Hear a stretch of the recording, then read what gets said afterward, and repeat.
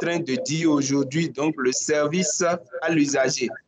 Et ce plan stratégique comporte plusieurs objectifs stratégiques, dont l'objectif stratégique numéro 2 que vous voyez affiché là, qui est l'amélioration de la qualité des services rendus aux usagers. Et c'est dans ce cadre que nous sommes en train donc d'implémenter un certain nombre de réformes de dématérialisation, et on a déjà implémenté les déclarations et le paiement en ligne des impôts et taxes, la délivrance de l'identifiant fiscal unique en ligne, le quitus fiscal en ligne, le paiement de la taxe sur les véhicules à moteur en ligne. Et vous vous rappelez, en mars 2018, la transmission des états financiers en ligne par la plateforme e-bilan.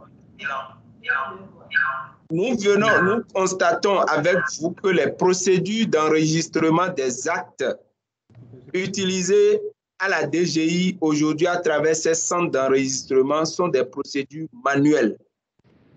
Dans un premier temps, nous avons essayé d'informatiser ce service et aujourd'hui, on a estimé, et surtout avec la crise sanitaire que nous traversons, qu'il faut réduire les interactions avec les usagers, donc pour protéger tout le monde. Et c'est pour ça que très rapidement, nous avons initié ce service en ligne.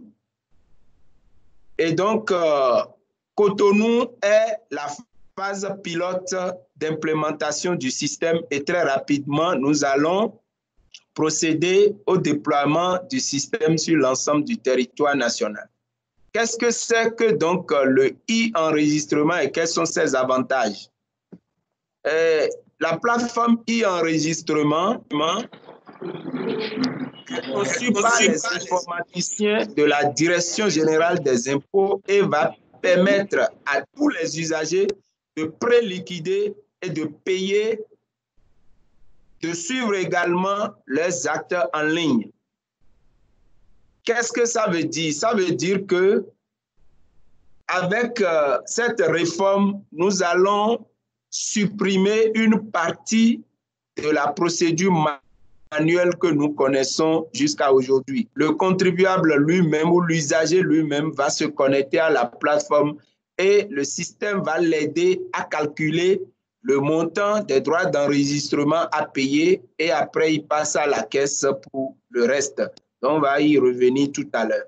Alors l'avantage d'un tel système, c'est de gagner du temps, comme vous pouvez l'imaginer, mettre fin aux tracasseries que connaissent les usagers au niveau de ce service qui est quand même très important, qui reçoit beaucoup de monde. Ces derniers temps, vous verrez que les couloirs de ce service sont remplis, sont bondés du monde parce que tout le monde veut enregistrer rapidement son contrat pour pouvoir aller l'exécuter. Donc, il y a des files d'attente, il y a des difficultés de suivi et de gestion du dossier et tout le monde déplore cet état de choses. Il est important pour nous aujourd'hui donc d'améliorer ces services et qui va permettre également aux entreprises de gagner de l'argent parce que le service en ligne va leur permettre de réduire les frais de transport parce qu'il faut se déplacer à plusieurs reprises pour venir à la DGI faire les formalités et tout ceci peut entraîner des pénalités pour dépôt tardif, donc des actes à enregistrer. Et comme je l'ai dit tout à l'heure, pendant cette mauvaise période marquée par la pandémie COVID-19, il est recommandé par le gouvernement que les administrations puissent accélérer les services de dématérialisation pour donc réduire les interactions avec les usagers. La plateforme est accessible sur le lien suivant https://e-enregistrement.impôt.bj. Alors, lorsque vous accédez directement à cette plateforme, vous allez voir un écran s'afficher qui comporte deux volets, une partie pour les actes authentiques et une partie pour les actes sous seing privé. Les actes authentiques, c'est quoi? Ce sont les actes rédigés par les notaires, les huissiers de justice, les greffiers des tribunaux. Et les actes sous seing privé, ce sont les actes ordinaires que nous rédigeons, nous, les personnes physiques, vous et moi. Il peut s'agir d'une convention de vente sous seing privé lorsque la convention n'est pas inscrite au rang des minutes d'un notaire. Vous savez que jusqu'à présent, jusqu'en 2023, en matière de transactions foncières, les deux régimes juridiques vont continuer par être appliqués, à savoir le régime de droit coutumier et le régime moderne. Donc, l'ancien régime, le régime coutumier, permet donc à n'importe quelle personne qui souhaite vendre sa parcelle d'acheter une convention de vente à la mairie et les parties signent cette convention de vente en présence de témoins. Et l'autre, c'est de faire les formalités directement au niveau des notaires.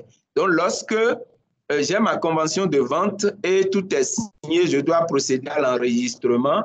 Au lieu de se déplacer vers la DGI, je me connecte à la plateforme pour donc, faire la pré-liquidation. Donc, lorsque je renseigne que je suis un officier ministériel pour les actes authentiques ou un citoyen ordinaire pour les actes sous seing privé, je passe à l'étape suivante et qui est la pré-liquidation. La pré-liquidation, disons la liquidation en matière fiscale, signifie simplement calculer.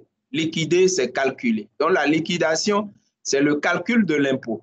Qu'est-ce qui se fait à la date d'aujourd'hui? Vous venez, vous vous déplacez, vous venez à la DGI, vous allez au bureau 114 pour donner l'exemple de Cotonou et l'agent qui est là vous reçoit, regarde l'acte et sur un bout de papier, calcule le montant que vous devez payer.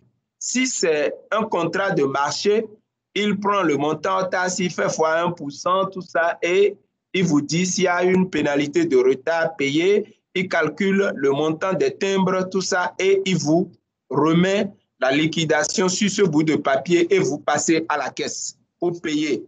Et vous revenez ensuite maintenant déposer l'acte pour que la signature ou la mention de l'enregistrement y soit apposée. Cette action prend beaucoup de temps parce qu'il y a plusieurs usagers qui attendent leur tour et il y a une queue et chacun doit passer à tour de rôle pour que la liquidation puisse se faire. Donc aujourd'hui, on a estimé que la liquidation étant de la prérogative de l'administration fiscale, on pourrait permettre aux usagers eux-mêmes de pré-liquider l'acte. La pré-liquidation signifie simplement que le système va les aider à déterminer le montant de l'impôt et nous ferons un contrôle a posteriori. En dehors de la liquidation, vous avez la possibilité de suivre votre acte en ligne. Le suivi permet de savoir en temps réel les différentes étapes de paiement. Donc, les différentes étapes de traitement. Si votre acte est déjà signé, si c'est prêt pour être retiré, le système vous renseignera sur ceci. Alors, donc, après la comment la pré-liquidation se passe? Et après la pré-liquidation, il y a l'impression de la fiche récapitulative de liquidation et par la suite, vous faites votre suivi. Donc, pour être concret, je me connecte à la plateforme. Première chose, j'ai l'identifiant. Donc, je mets mon identifiant et je crée. Et ensuite, je passe à l'étape suivante et vous verrez, ça c'est l'étape de pré-liquidation. Je crois que je suis sur les actes authentiques pour les notaires. Donc, les notaires ont un bordereau et c'est le bordereau qui leur permet de faire le récap de leurs actes. Donc, pour n'importe quelle personne, vous vous connectez et vous avez plusieurs étapes pour liquider votre acte. Je préfère vous faire afficher ce schéma. Alors donc, vous avez la préliquidation qui est l'étape numéro 1. Donc, sur la préliquidation, vous avez à renseigner l'IFU et votre identité, l'IFU du prestataire de service si c'est un contrat de marché, l'IFU du prestataire, l'IFU également du bénéficiaire, le nom du bénéficiaire. Dès que vous renseignez l'IFU là, automatiquement le nom va s'afficher. Ensuite, vous passez aux renseignements concernant le contrat de marché, par exemple l'objet du marché, vous mettez ça. Si c'est une convention de vente aussi, vous mettrez convention de vente. Après ça, vous allez renseigner sur le montant de l'opération, c'est renseigné. Ensuite, la date de l'acte, la date de signature du document, mais le système prend la date du jour comme date de présentation. Par défaut, la date de présentation sera la date du jour. Vous savez que le délai pour présenter les actes est d'1 mois et le système va vérifier si le délai est respecté. Dans le cas où le délai n'est pas respecté, il va générer automatiquement la pénalité de retard. En dehors de cela, j'ai parlé du montant et il y aura les timbres. Si l'acte est soumis à un timbre, le système va vous afficher le montant du timbre. Généralement, pour les papiers de format A4, c'est un timbre de 1200. Donc, le timbre est calculé, le nombre de feuilles vous renseignez et automatiquement, ça va être calculé.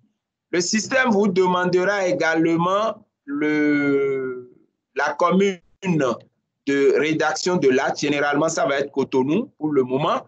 Et la commune également permet de savoir s'il y a un bureau d'enregistrement dans la localité pour savoir le délai pendant lequel vous devez faire donc, la présentation.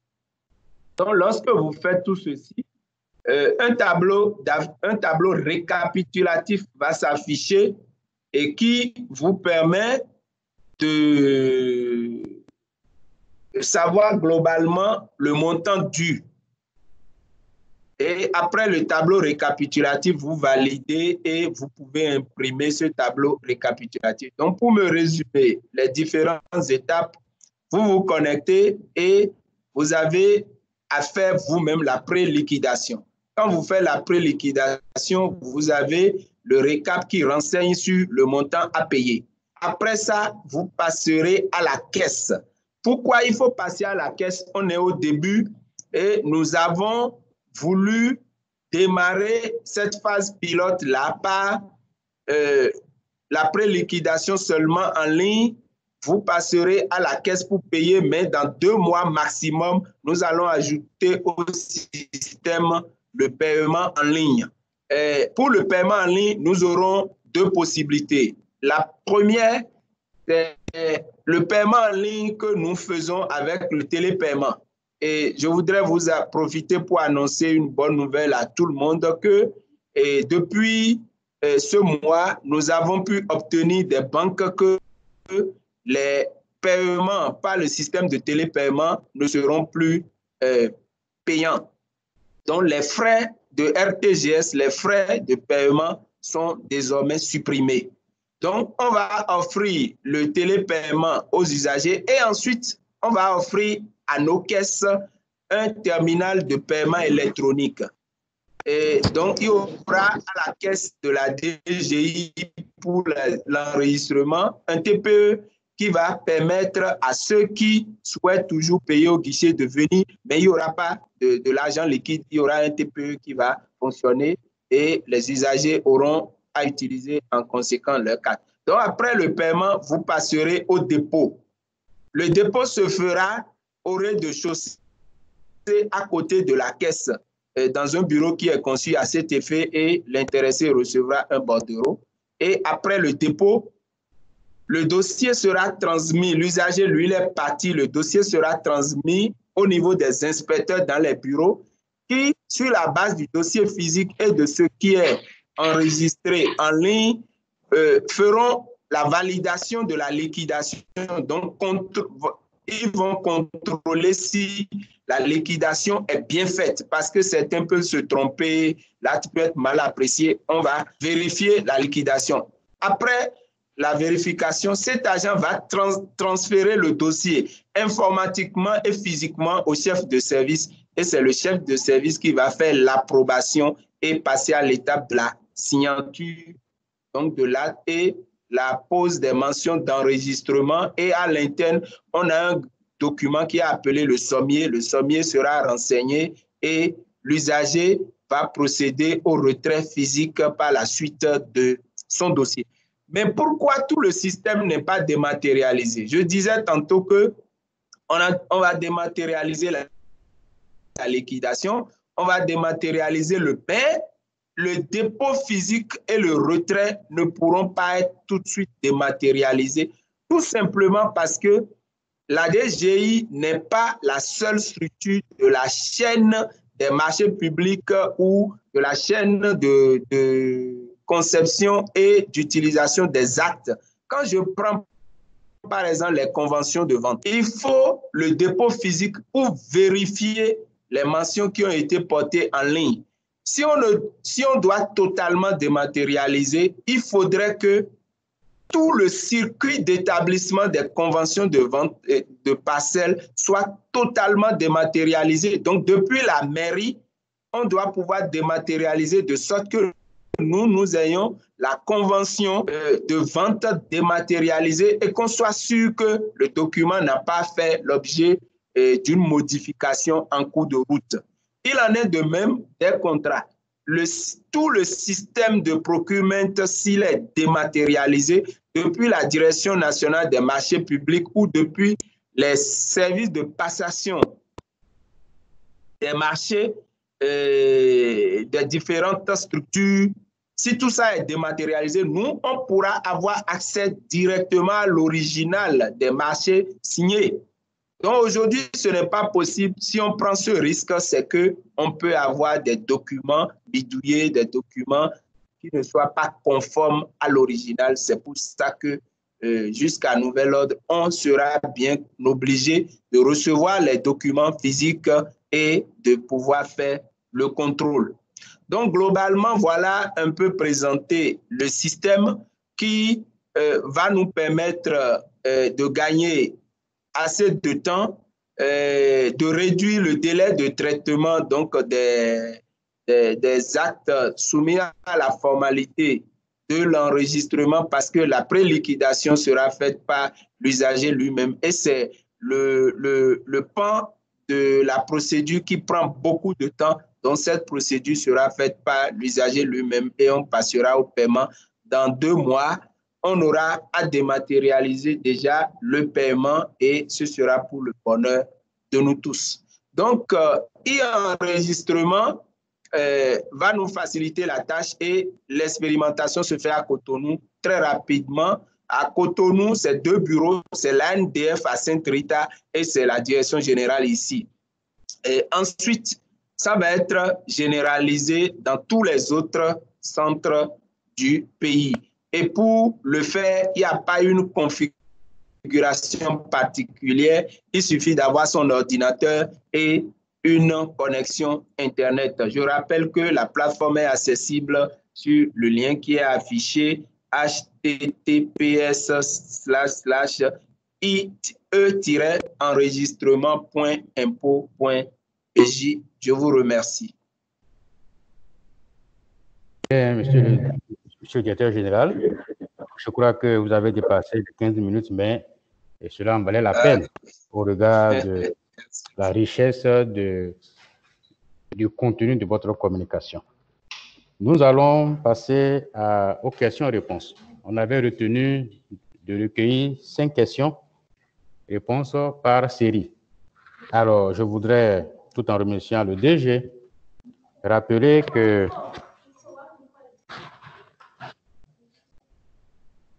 oui. Voilà, mon micro marche déjà. Alors, je disais que je voulais, tout en remerciant le DG, rappeler les étapes qu'il nous a retracées à travers sa communication.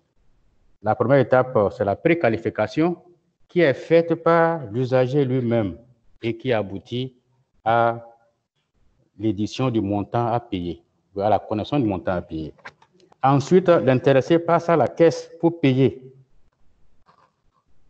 Dès qu'il paye, cette fois, bon, pour le moment, c'est un paiement en espèces.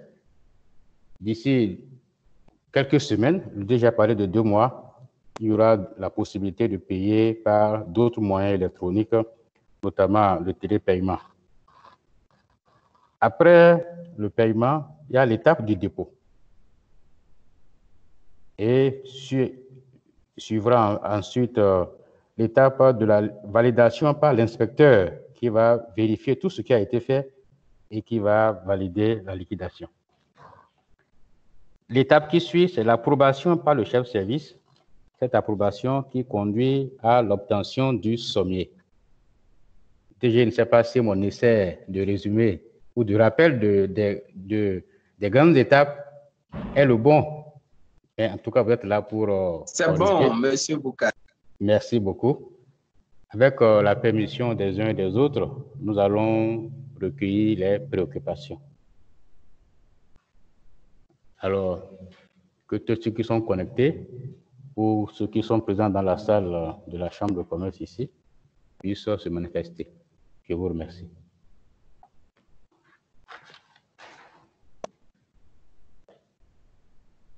Les questions, s'il vous plaît.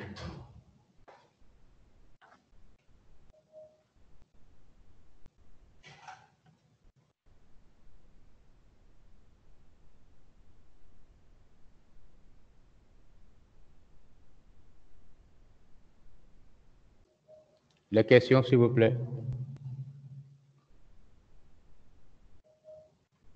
Monsieur Aboulonon, le CSA de la CCIB à Bomé, vous n'avez pas de questions à poser? Je vous vois en ligne. Allô, bonjour, vous me recevez? Oui, on vous reçoit, monsieur Aboulonon. Ok, pas de questions en tant que telle, mais juste un souhait. C'est quoi? C'est que après, il faut que la plateforme soit toujours accessible dans toutes les régions.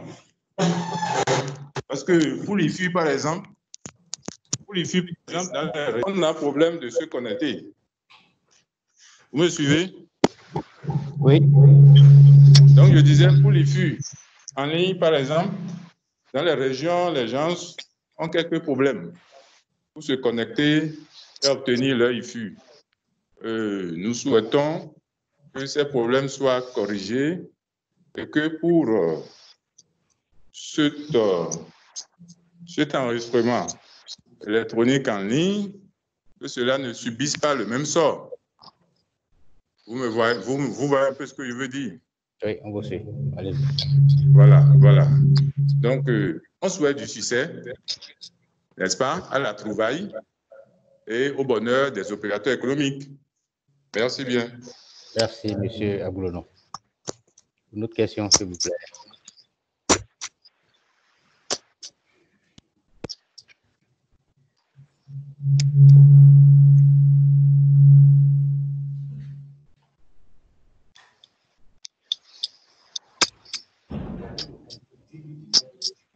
Bon, monsieur le DG, nous n'avons enregistré qu'une seule question, celle de monsieur Cyprianus Aboulonon, qui est le chef du secrétariat administratif de la CCIB de Tabomé.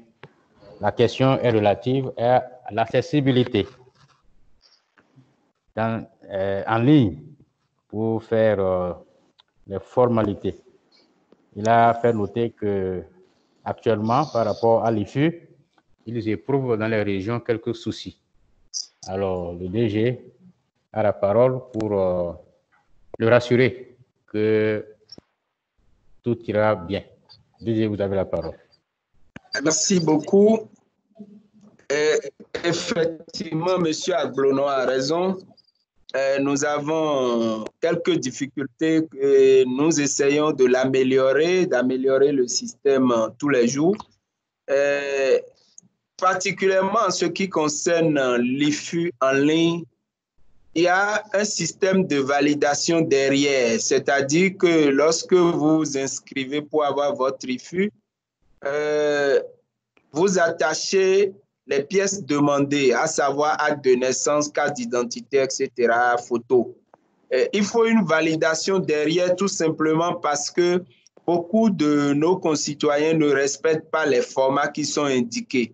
Par exemple, une pièce d'identité déjà périmée qui est envoyée dans le système ne doit pas être prise en compte.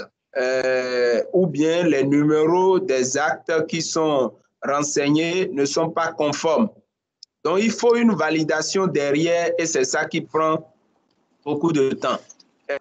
Vous avez vu qu'en février dernier, le gouvernement a sorti un décret sur un projet d'immatriculation nationale.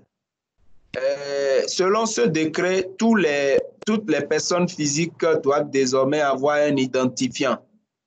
Alors là, nous allons sur un terrain qui doit nous permettre de faciliter davantage ces choses.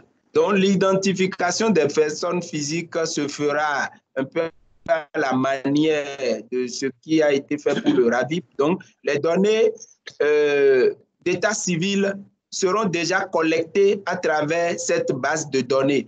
Donc, pour obtenir le numéro d'identification fiscale unique, l'IFU, on n'aura plus besoin désormais de demander les informations concernant l'état civil, puisque ça existerait déjà dans une autre base nationale, donc ce qui va énormément faciliter les choses. Mais en attendant, nous allons poursuivre les efforts pour améliorer la relation que nous sommes en train de mettre en place avec la CCIB également. Va nous permettre d'avoir le retour des opérateurs économiques en temps réel. Donc, à la fin de l'émission, je vous demanderai, je vous prierai de me communiquer le numéro de M. Aglonon pour que on puisse être en contact pour que s'il y a des difficultés au niveau des usagers de son département, on puisse les prendre en compte et les régler automatiquement. Merci DG pour cette explication. Le numéro de M. Aglonon vous sera communiqué dès la fin de cette séance. Nous avons d'autres intervenants. Nous avons M. Gani Ousiako qui est en ligne. Après lui, ce sera M. Albert Degbé. Et dans la salle ici, il y a Maître Kouvi qui souhaiterait intervenir. Donc, DG, vous allez bien vouloir accepter les 3 interventions. La première est vous avez la parole, M. Ousiako.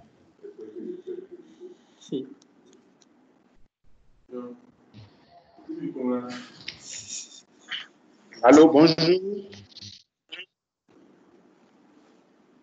Bonjour, monsieur. Bonjour, je suis en ligne. Bonjour, monsieur Isiakou, vous avez la parole, s'il vous plaît. Bonjour, mon nom c'est Isiakou Gani.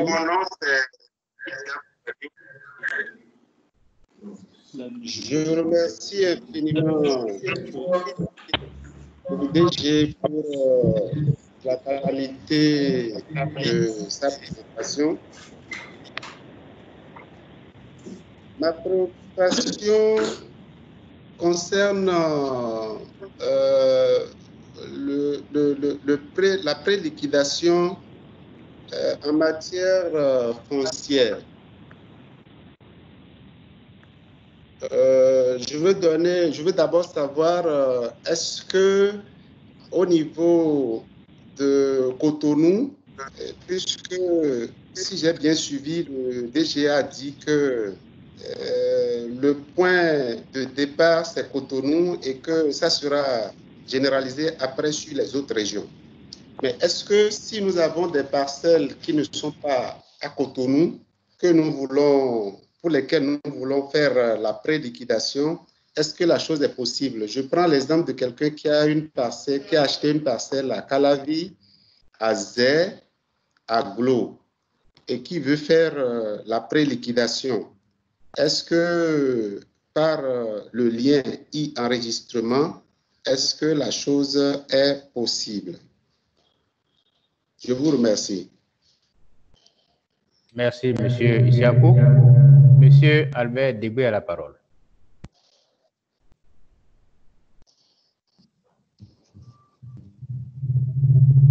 Monsieur Degbé, vous avez la parole.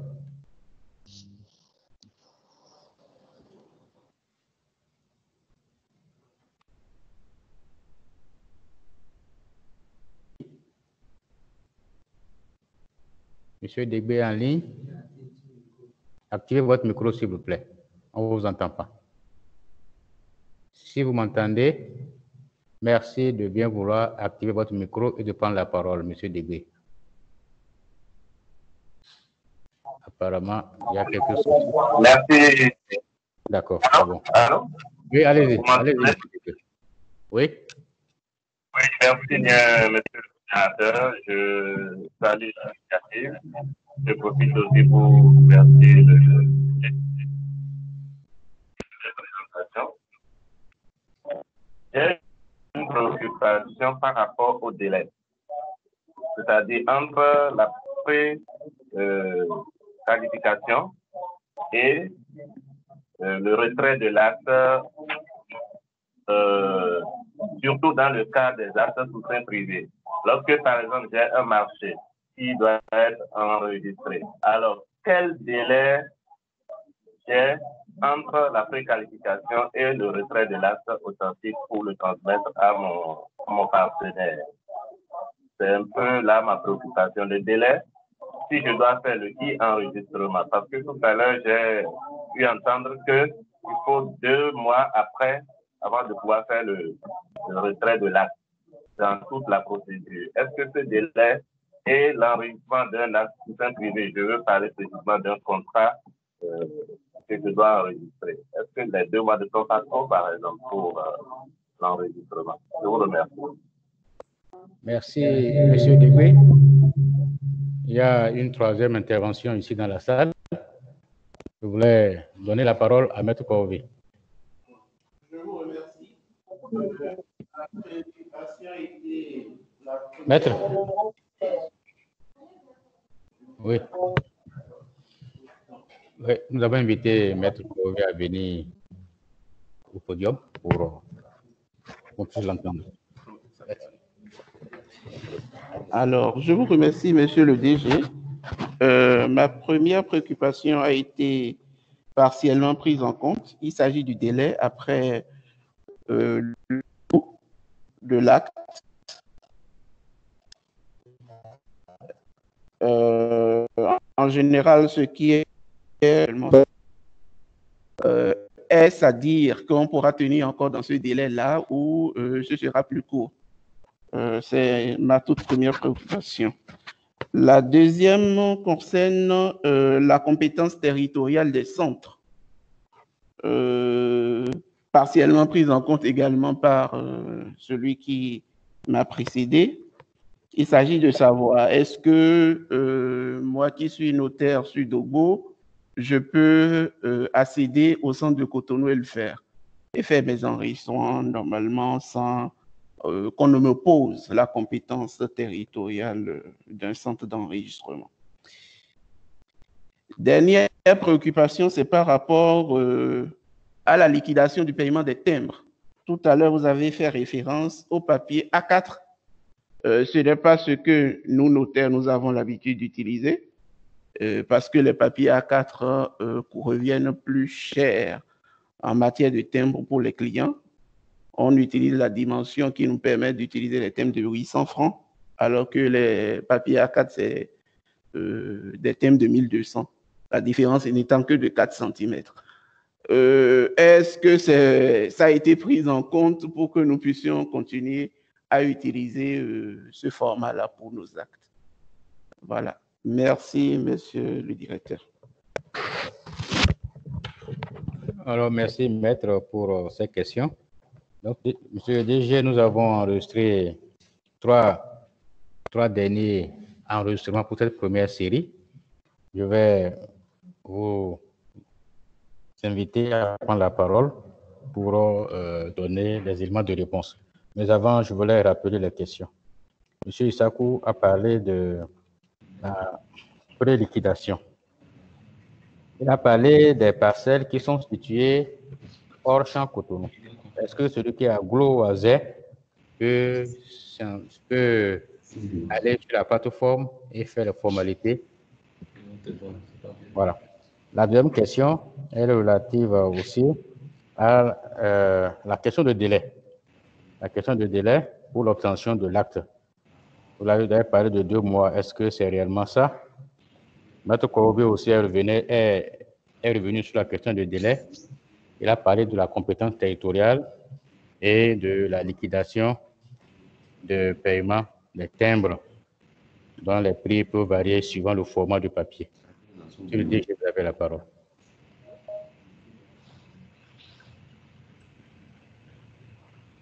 Merci, Monsieur Boukari. Je remercie tous ceux qui sont intervenus. Je vais donner quelques réponses très rapidement sur la pré-liquidation lorsque vous n'êtes pas à Cotonou. Oui, c'est bien possible. En principe, un système en ligne est accessible partout. Donc, quel que soit l'endroit où vous vous situez sur le territoire national, vous pouvez accéder aux services en ligne. Donc, dire que c'est limité à Cotonou, tout ça, c'est à nuancer. Je l'ai dit tout simplement parce que pour le moment, on a autorisé les services de Cotonou à utiliser le service en ligne. On a installé le système sur leur poste et on permet aux usagers qui fréquentent ces services d'utiliser le service. Sinon, à l'heure où nous parlons, vous êtes à Parakou, vous vous connectez, vous avez accès au système. C'est simplement ça. Mais le problème, quand vous êtes à Parakou, aujourd'hui, vous ne pouvez pas aller déposer le dossier physiquement à Parakou après avoir fait la pré-liquidation en ligne et retirer après votre dossier. C'est la seule différence. Mais si c'est à Cotonou, ANDF ou Direction Générale, vous pouvez le faire. C'est ça qui justifie ce que je disais tout à l'heure qu'on est en phase pilote. Cependant, lorsque vous êtes à Calavi, Glo, le bureau compétent pour recevoir les actes de Calavi, c'est toujours Cotonou. C'est Cotonou. Donc, on ne fait pas en pratique la différence entre Cotonou et Calavi. Donc, tout ça, Glo, c'est dans Calavi et vous pouvez donc faire votre formalité à Cotonou. Donc, Calavi ne pose aucun problème. Par contre, si vous donnez l'exemple d'Abomey, de Boycon ou de Porto-Novo, je peux encore mieux expliquer. Si vous êtes à Porto-Novo, est-ce que le système marche?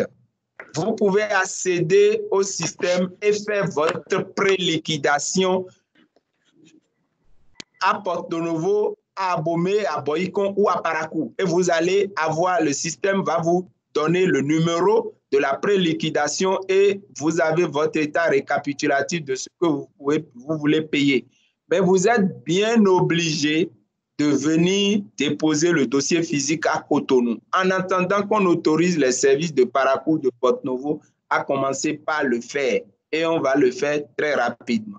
Voilà la seule différence. Ça me permet de régler les problèmes de compétences territoriales. La compétence territoriale en la matière, je vais distinguer le cas légal et un peu la pratique. Surtout, la notion de compétence territoriale est valable pour les officiers ministériels, notamment les notaires. Quand je prends l'article 380 du Code général des impôts, l'article dit que les notaires ne pourront le point 1 de l'article 380, les notaires ne pourront faire enregistrer leurs actes qu'au bureau dans l'arrondissement desquels ils résident. Ce n'est pas une nouvelle disposition, c'est dans le code comme ça depuis les années 60. Donc voilà ce que on dit ensuite le 2. Les huissiers et tous autres ayant pouvoir de faire des exploits, procès-verbaux ou rapports font enregistrer leurs actes soit au bureau de leur résidence, soit au bureau du lieu où ils ont été faits. Bon, la même exigence existe pour les greffiers. Un dernier alinéa, les marchés administratifs soumis à l'approbation de l'autorité supérieure seront présentés à la formalité au bureau dans le ressort duquel réside le fonctionnaire qui reste dépositaire de la minute ou de l'original. C'est-à-dire que la compétence territoriale est assez nettement définie dans le Code des impôts. Donc, un notaire dont l'office est installé, dont la charge est installée à Parakou ne pourra enregistrer ces actes qu'au bureau d'enregistrement de Parakou. C'est ce que l'article 380 stipule. Et c'est la deuxième partie de mon intervention sur cette question, c'est qu'en pratique, les notaires qui sont à Parakou, à Abomey, viennent enregistrer leurs actes à Cotonou. Parce qu'en général, ils ont un bureau annexe à Cotonou, ou bien ceux qui sont à Cotonou laissent Cotonou pour aller enregistrer leurs actes à Ouida, à Lokossa, etc. Ça pose un certain nombre de problèmes. Le premier problème, ça pose, c'est au niveau de l'administration fiscale. C'est certainement parce que nous ne faisons pas les diligences nécessaires pour améliorer le service, pour satisfaire très rapidement dans les délais, dans des délais courts que les officiers ministériels trouvent que Cotonou est peut-être trop engorgé, il y a la queue et compte tenu de l'urgence qu'ils ont, ils se réfèrent à un autre centre où il n'y a pas de monde. C'est pour ça justement que nous faisons ces efforts de dématérialiser un peu pour que la célérité y est afin qu'on n'assiste plus à ça pour respecter bien entendu les tests. Mais en pratique, deuxième chose, nous avons remarqué également que ces pratiques, le non-respect de cette disposition de compétences territoriales cachait beaucoup d'autres choses. À savoir que il y a une certaine rigueur que nous avons observée dans l'application des tests sur Cotonou, alors qu'à l'intérieur, certains se laissent aller à une certaine légèreté et des gens préfèrent, des usagers préfèrent aller dans ces endroits où les tests ne sont pas suffisamment appliqués. Et là, depuis 2017, on a formé tous nos agents pour que les tests soient appliqués de la même manière partout sur toute l'étendue du territoire national pour qu'on n'assiste plus à ces comportements qui cachent en réalité un système d'évasion fiscale. Donc, je rappelle que pour les notaires, c'est une exigence que les actes soient enregistrés dans le ressort de leur office. Je comprends très bien que le notaire qui est à Parakou et qui a son bureau annexe à Cotonou puisse avoir des difficultés lorsque les actes arrivent à Cotonou, les transporter encore sur Parakou pour pouvoir les enregistrer. Il y a une difficulté pratique à exécuter cela. On pourra discuter avec eux pour voir si aujourd'hui le test des droits d'enregistrement rédigé dans les années 60 mérite une retouche pour se conformer à ces exigences. Donc, pour l'instant, voilà ce que le test dit. Le délai, le principe, c'est 1 mois, surtout pour les actes sous seing privé.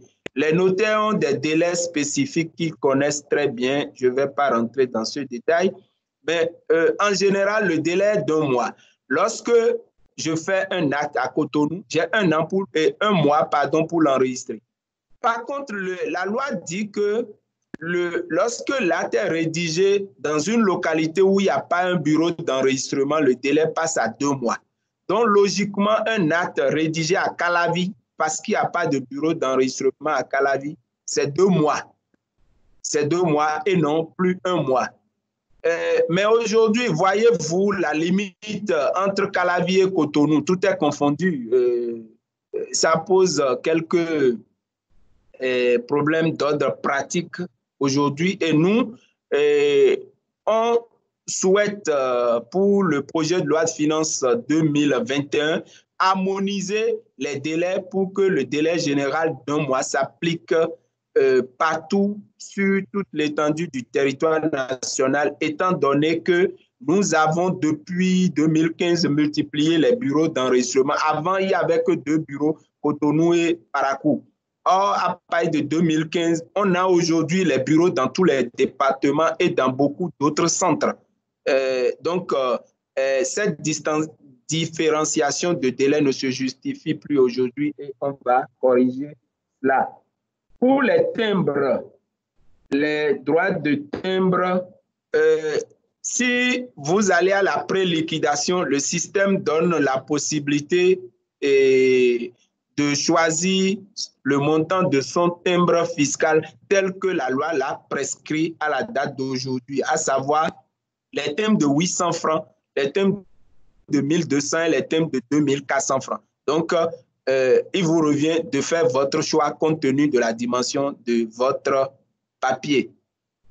En attendant, bien entendu, des réformes par rapport au coût du timbre. Donc voilà, j'ai essayé de répondre à vos préoccupations. Merci. Merci, DG. Je crois que les questions ont reçu les réponses adéquates. Néanmoins, je voulais savoir s'il y a d'autres intervenants pour qu'en 5 minutes environ, on puisse répondre et pour la séance d'aujourd'hui. S'il y a 2 ou 3 personnes, est-ce qu'il y a d'intervenants, s'il vous plaît? Je peux m'enregistrer? Oui. Camilo Aruna, je voudrais intervenir ici. D'accord. Bonjour, Président. Bonjour. Bonjour. Alors, monsieur le directeur, bonjour. C'est l'intervenant. On lui laisse la parole. Bonjour, cher ami. Je voudrais savoir à quel moment on pourrait tirer en ligne nos attestations fiscales. Parce qu'aujourd'hui, les attestations, j'avoue que lorsque les opérateurs demandent les attestations, parfois ça dure 4 jours, 5 jours, voire 1 semaine. Est-ce que les réformes, parce qu'entre-temps, je sais très bien que ça faisait partie de vos réformes. Est-ce qu'on peut en savoir plus aujourd'hui à nos jours?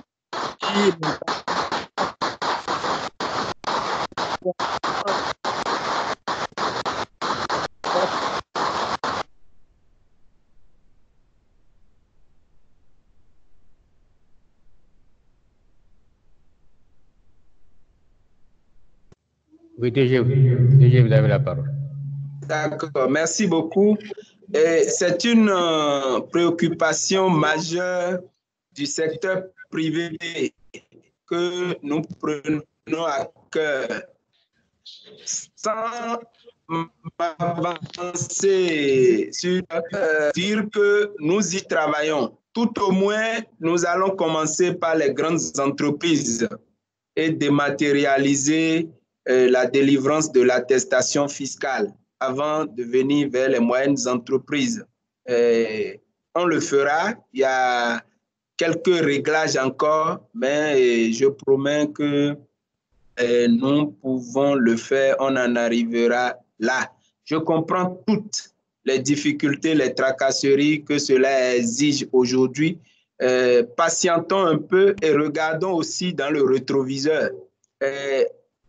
Quel était l'état des lieux en 2016? Madame Goussanou peut apporter de l'eau à mon moulin. En 2016, pour une attestation fiscale, vous aviez 5 signatures. Si chaque signataire doit passer son temps pour signer, vous voyez tout, vous vous rappelez de tous les problèmes que vous rencontriez à cette époque-là. Aujourd'hui, il n'y a qu'une seule signature.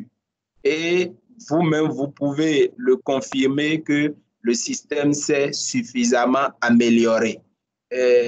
Nous nous engageons à mieux faire et à vous proposer d'ici quelques temps l'attestation fiscale en ligne où vous-même, vous vous connectez parce que vous êtes à jour, vous pouvez éditer facilement votre attestation fiscale.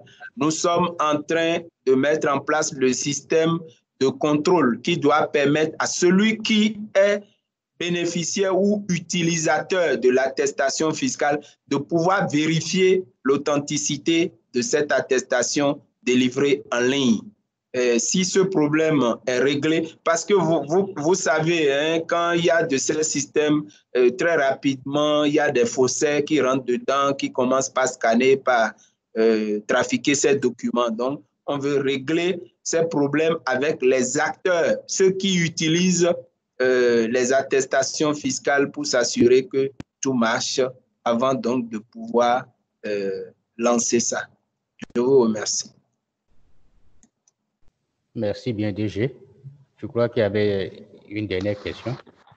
Monsieur Aoukou Abel, et le chef SAD CCIB de Nati Tengu. Vous avez la parole. En quelques minutes. Oui, bonjour, monsieur. Bonjour, monsieur Divi Gaye. Bonjour. Bonjour. Je remercie le DG pour sa présentation. Ce n'est pas tous les jours qu'on a l'occasion d'avoir le DG.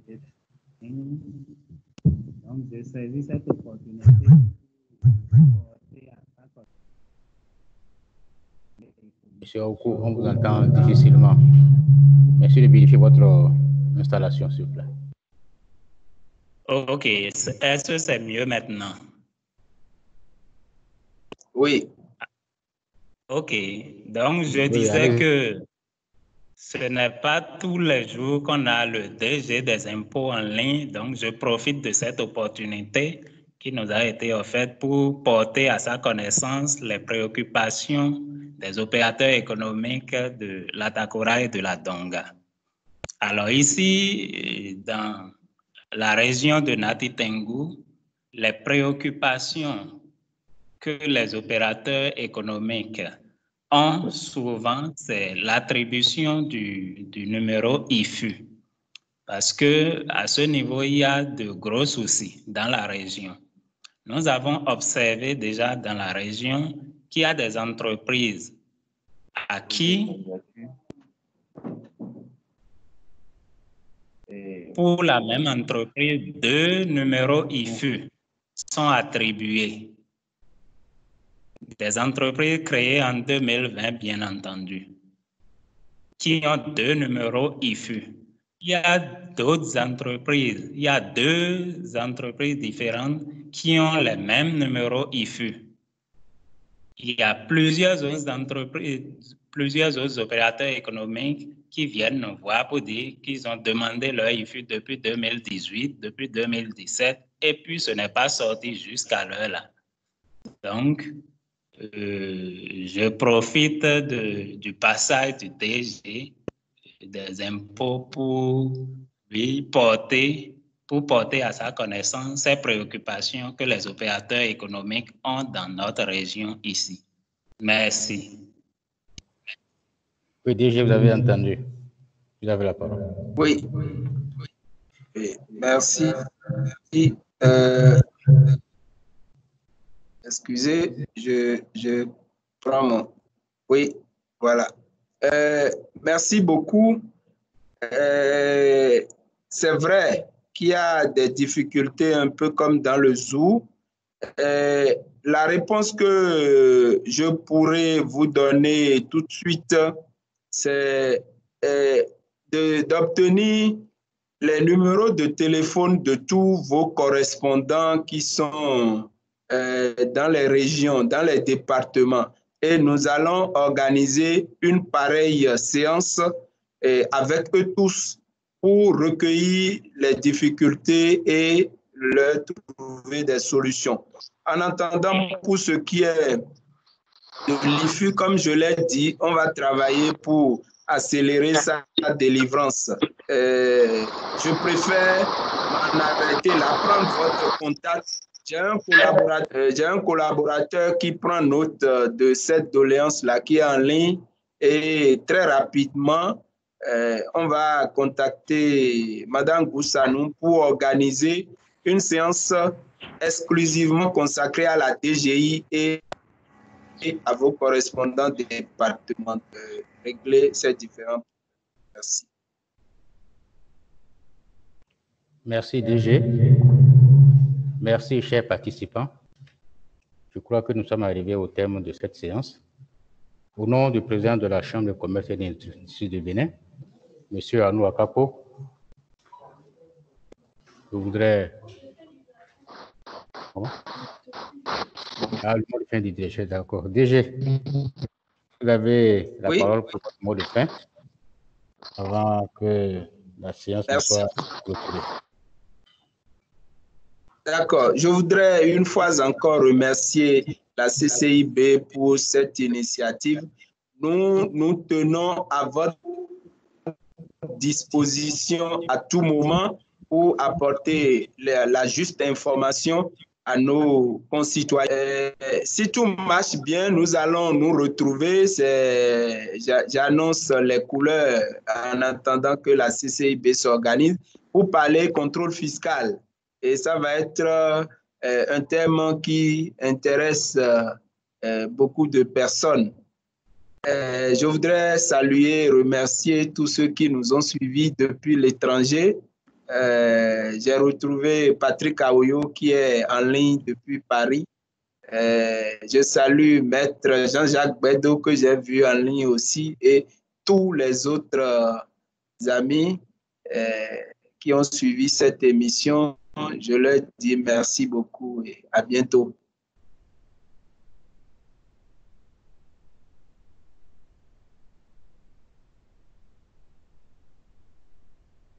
Du Bénin,